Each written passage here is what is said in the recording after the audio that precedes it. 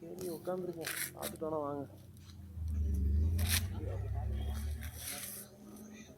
Super.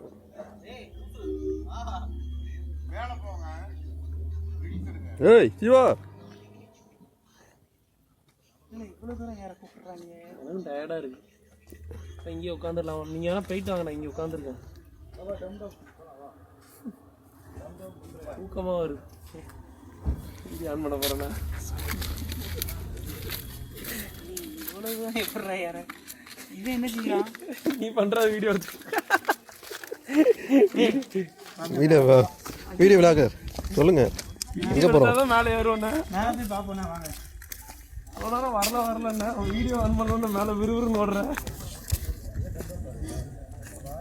டக்கு முடக்க அது ஹாஸ்பிட்டல்